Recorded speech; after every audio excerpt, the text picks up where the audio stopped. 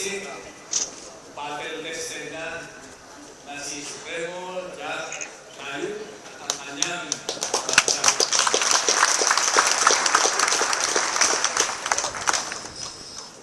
Ibig ko'y mariin, siyempre sina Founder A, National Founders Group Secretary, hindi ito in order of the protocol of priority.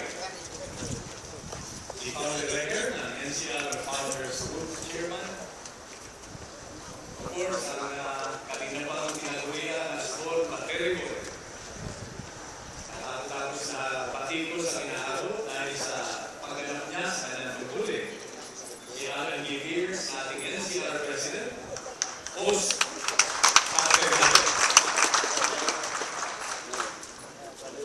mga kinatawan ng National Executive Council, President, Carl, Region, RMD Carl, Founder Leo,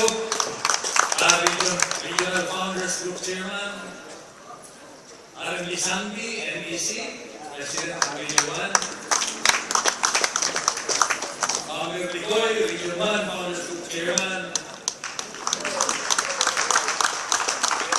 Kung isang babanggitin ko kagabi pa nag-text sa akin, pumapala nila yung cellphone ko, hindi ko na ma-acknowledge. Ang ating masipag, pagdamag na biyahe, at tulad ng nakamina sa inyo, si RMG Bulabo na neck to rep,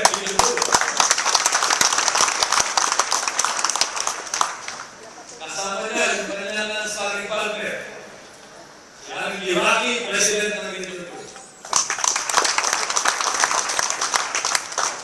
Founder Sunny, Region 2 Founders Group Chairman, RMG Ronda, NEC President, Region 3,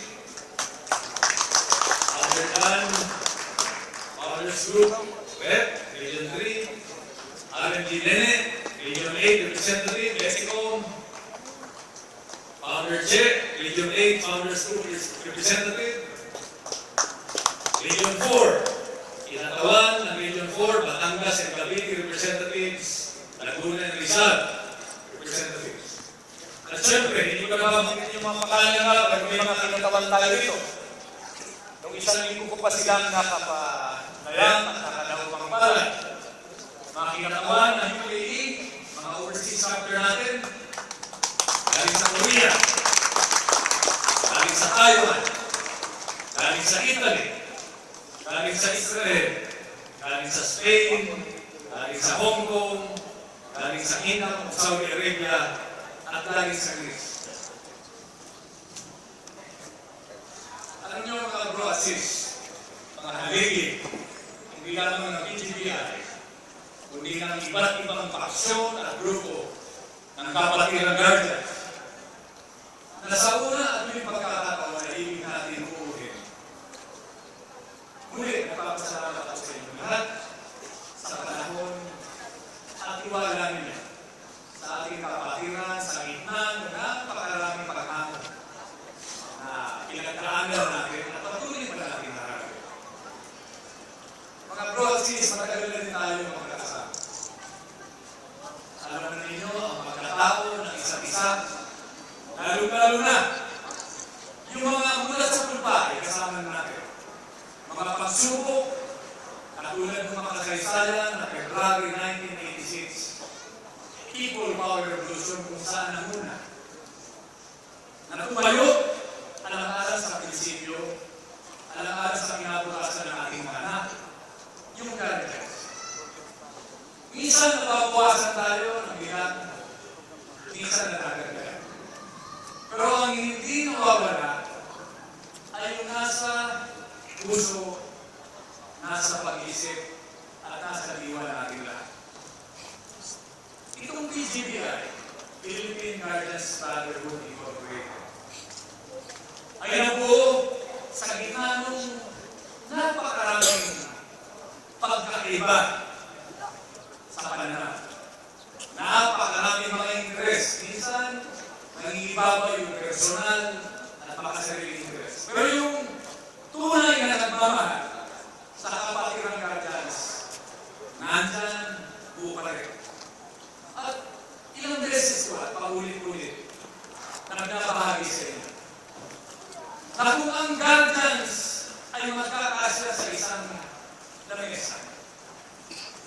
mamarapating pa ng iyong chair.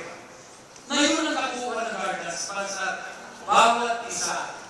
Nagmamahalan, sinusuportahan ng isa't isa, tapat sa Constitution ng Mayos. Tumutulong sa mga tunay na halal ng mga opisyales, hindi lamang ng BGBI, kundi ng kapatiran ng guardians na sinisikap natin buhin ngayon. At ano, kanina pa ako nandun sa kalsada, yan sa Roses Avenue. Bago magkakasulogin, nandiyan ako. At hinihintay ko lamang na abisohan ako na pumunta na rito. At matagal ako nagmumuni-muni at nag-iisip kung ano ang ibig kong ibahagi sa inyo at sabihin na hindi ko pa nasabi sa inyo itong nakaraang 30 taon na pinagkatiwalaan ko. Napapansin ninyo na dahil sa mga iba't mga isyo kung saan ginadawit ang inyong chairman, na pang-apat na beses na ninyong pinagtulungan ng ilulo bilang kauna-unahang independenteng senador sa kasaysayan ng politika sa Pilipinas. Pinag-iisip ko kanina, ano ang ibig kong sabihin sa inyong lahat ay yung pakasaysayan bagay ito? Una-una, hindi ito paramihan ng bilang. Bawat isa sa atin, lalo-lalo na kayo, na mga pinuno ng guardians, hindi lamang ng PGBI, ay karapat-dapat na mamuno dahil kayo ay pinili ng mas nakakarami. Pinili kayo dahil sa tiwala at pinili kayo dahil sa kakayahan nyo na buuhin ang kapatiran ng guardians. Hindi lamang sa layunin, kundi sa aksyon. Pangalawa, hindi ko maramdaman ninyo ang tunay na buo ng kapatiran ng guardians. Na bawat sulok ng Pilipinas at mundo, kung saan kayo mapagpat, katulad mo, lagi kong sinasabi sa inyo at kinikwento, na pagbaba ko sa tricycle, sa kotse, sa aeroplano, sa barko, sa bangka, ano mo na sumasalubong sa akin? Kadalasan, mga 90%. Hindi ko pa nakikita yung markings.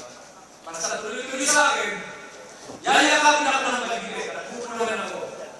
Chairman, bro, marami kami rito na guardians. Wala kayong matuloy mamaya, wala kayong makainan, hindi nyo makapahingan kahit sandali.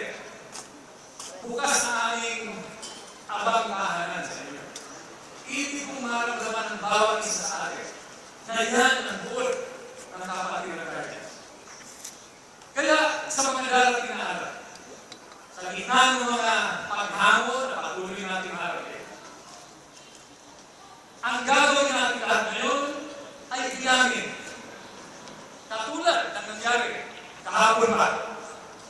Bilangin isa-isa yung tunay na guardians na maaasahan, nagmamahalan, tapat sa Constitution ng Mayos sa patakaran natin, tapat sa mga prinsipyo ng guardians, at higit sa lahat, nagmamahal sa Diyos, sa bayan, sa pamilya, at sa kapatiran.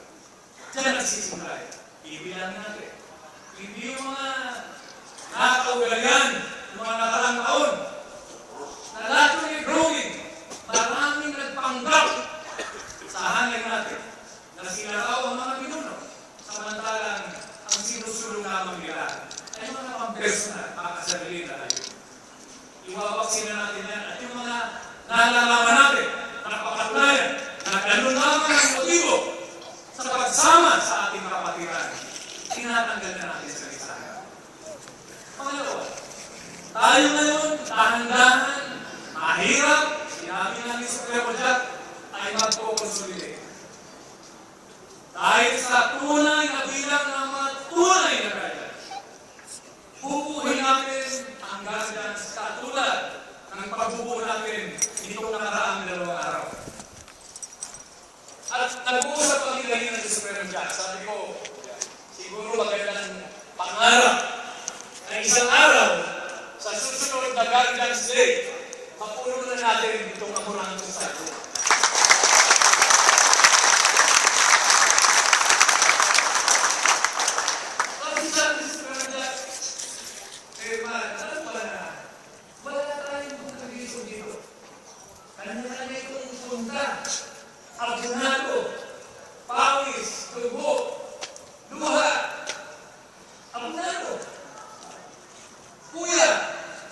sakripisyo. Dito natin ngayon nasusubo kung sino yung mga pinuno sa buong bansa at sa buong mundo ng tunay na nakapatiran sa atin. Subok na natin ngayon. At dito tayo.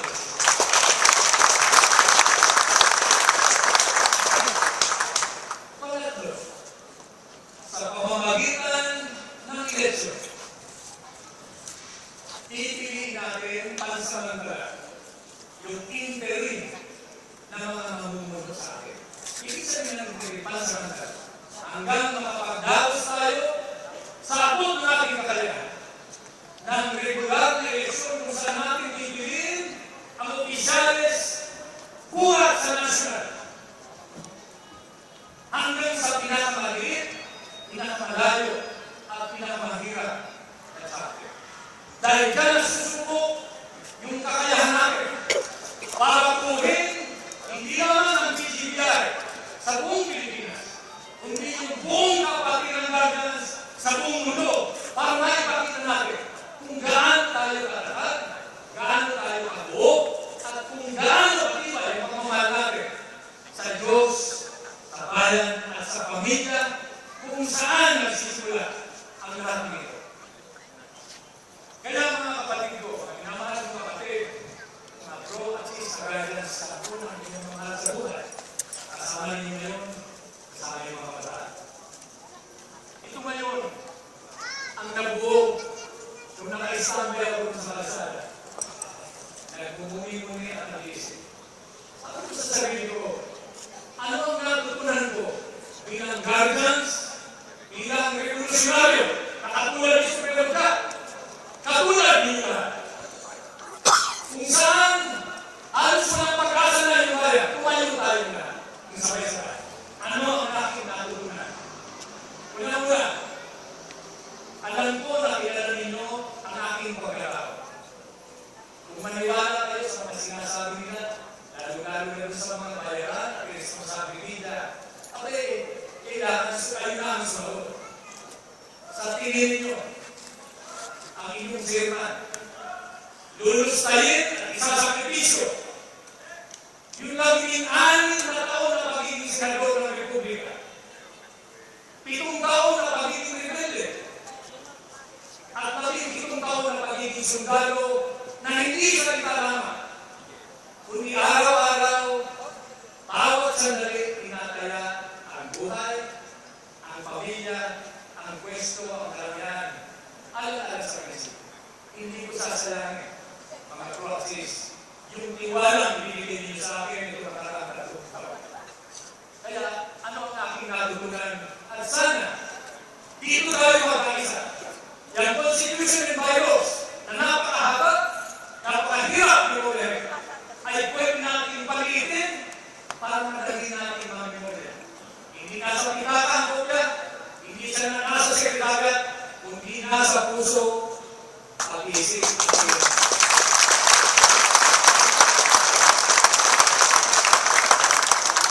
Ano ang habilin ko sa inyong lahat? At ano ang habilin natin sa isa't isa? Kung tayo ay tunay na guardians, dapat una, mahalin at pagpintulan natin ang Diyos, ang inang bansa, ang inang bayan, ang ating pamilya, ang mahal sa buhay kung saan nagsisimula ito, at ang kapatirang guardians katulad ng pagmamahal natin at paglilingkod sa ating sarili. Walang labis na ito.